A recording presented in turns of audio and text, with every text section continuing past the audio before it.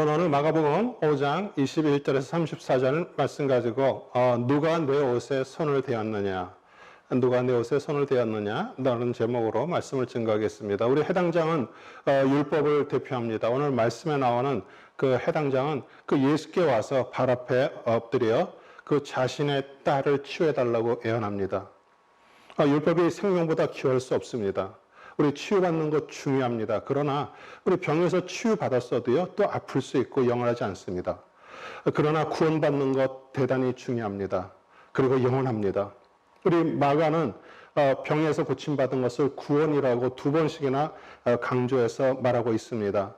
23절에 그 위에 손을 얹으사 그로 구원을 얻어 살게 하소서. 28절에 내가 그의 옷에만 손을 대어도 구원을 얻으리라, 이렇게 묘사하고 있습니다.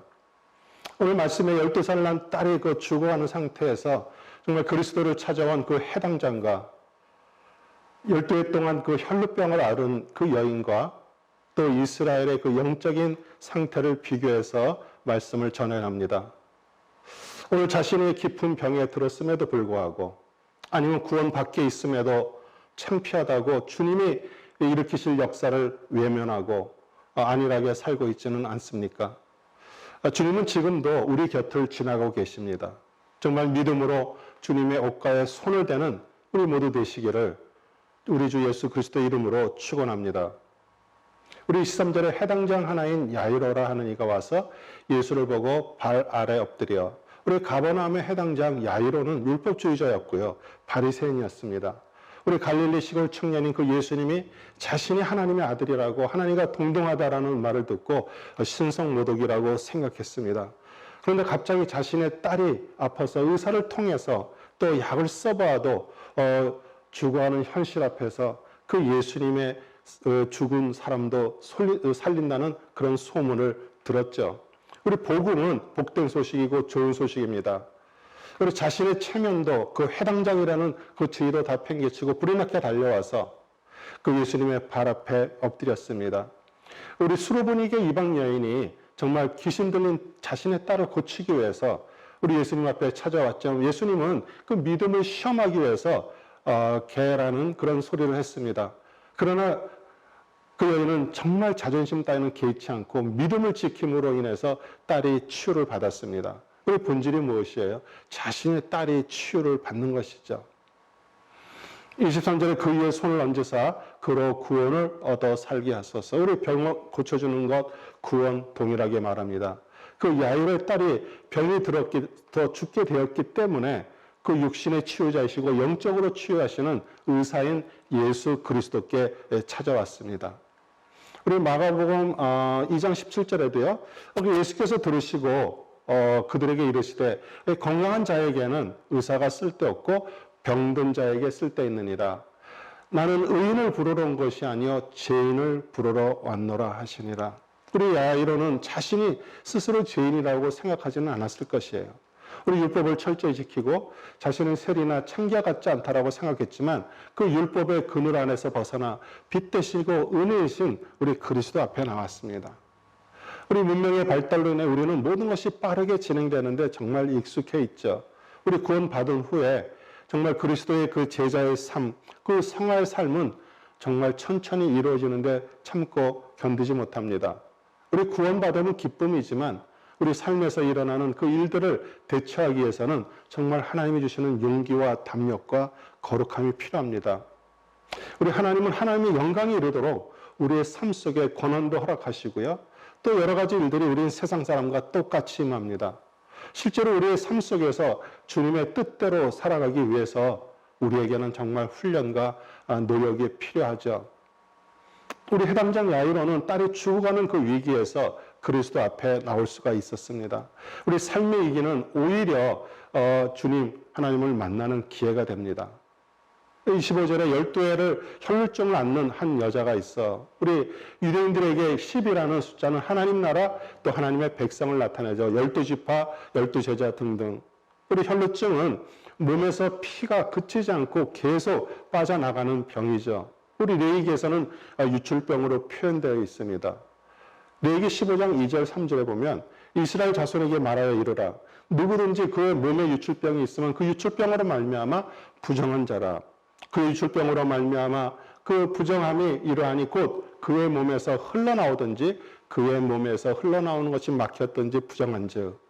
우리 병을 고치기 위해서 의사를 찾아다녔고요. 그 정말 가진 것을 모두 허비하였지만 고치지 못하고 오히려 더 심해졌습니다. 그러나 사실 이 여인을 더 힘들게 한 것은 그 레위기 율법에 따라 부정하기에 그 예배 의식에도 참석할 수 없었고요. 또 다른 사람을 접촉하면 돌에 맞아 죽었습니다. 그러니 사람들로부터 소외받았고요. 어쩌면 남편도 떠나는 그 고통의 삶을 살았을지 모릅니다.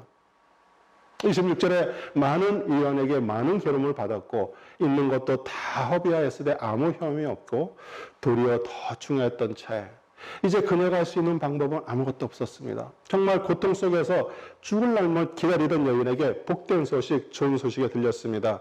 예수 그리스도의 소문이 들렸죠. 우리 몸에서 피가 계속 생성되지만 그 피가 몸을 돌며 활력을 주는 것이 아니라 계속 빠져나감으로 인해서 빈혈이 오게 되고요. 점점 파리해져 갔습니다. 여러분과 저 역시 우리가 세상에 살 때 정말 열심히 일하고 살았지만요. 정말 밑빠진 독처럼 가진 것이 다 새어 빠져나갔습니다. 우리들은 육적인 것에 관심을 가졌지 우리 영적인 것에서는 우리는 정말 몰랐습니다. 그냥 오로지 생존을 위해서 살았지 생명에 대해서는 저희들은 몰랐습니다. 우리 세상에 주는 그 쾌락의 체험도 잠시였지만 항상 부족하고요. 빈혈이 일어난 것처럼 어지러웠습니다. 그러던 어느 날 우리에게 복음의 소식이 들렸습니다. 그리고 그리스도의 그 옷소매를 만져 우리의 몸에서 빠져나가는 것이 멈춰졌고요.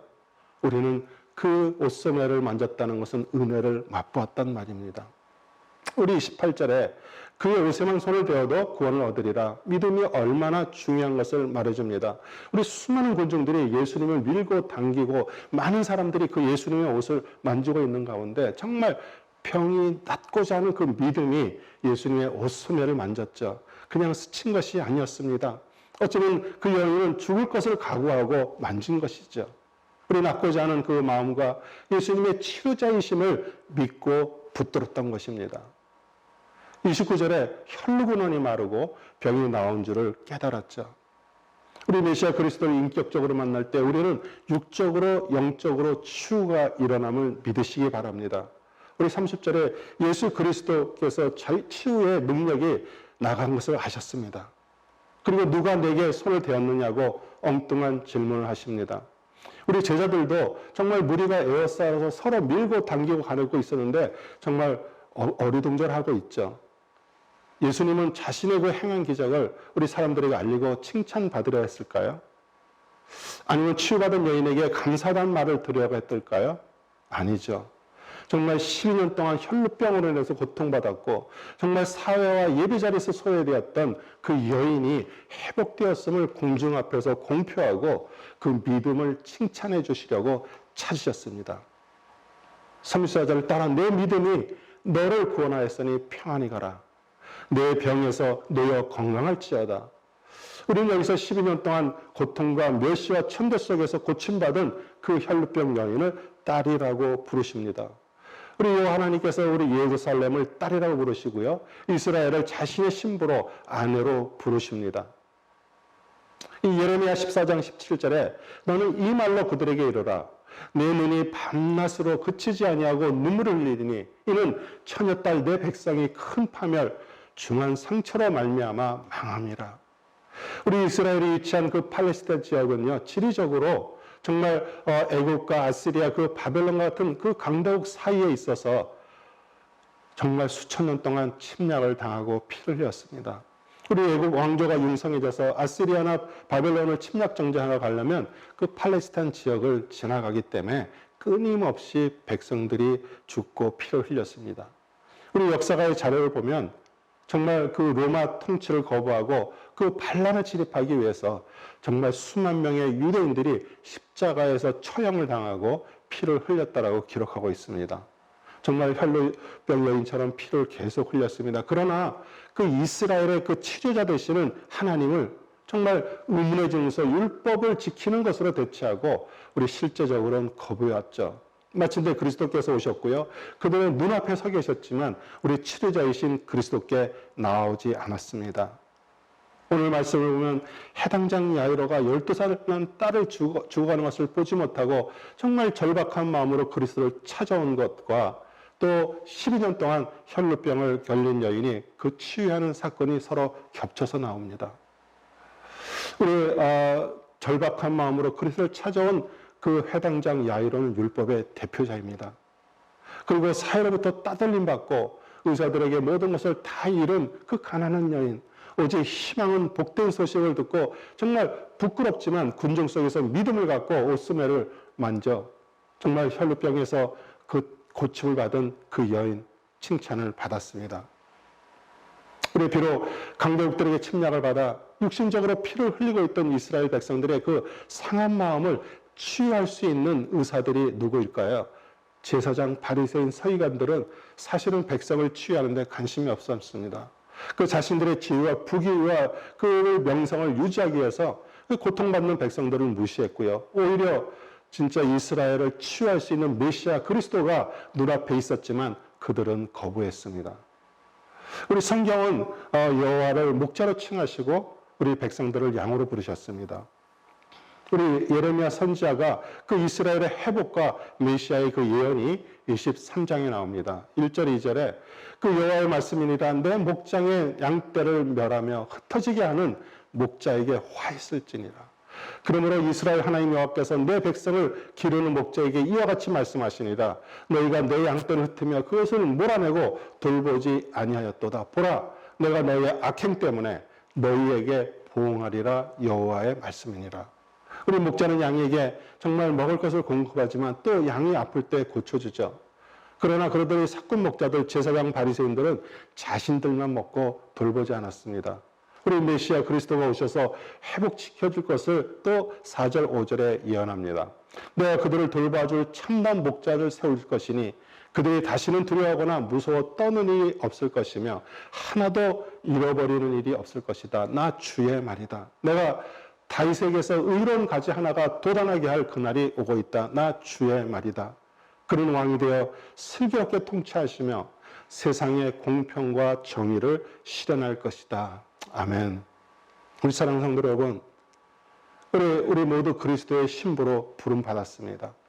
세상은 끊임없이 그 구원을 통해서 그 새 생명의 피로 수혈받은 그 그리스도의 생명의 피를 또 은혜를 빠져나가게 하고 있습니다.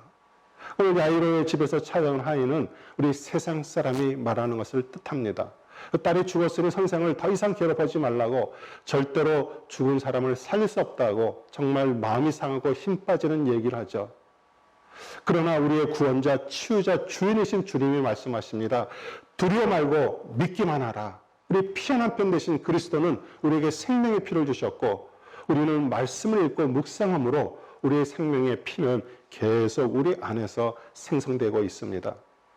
우리 그리스도를 소유해서 정말 세상이 주는 그 환난과 고통, 아니면 정말 달콤한 안일함 속에서 그 빠져나가는 피의 근원이 말랐음을 감사하시기 바랍니다.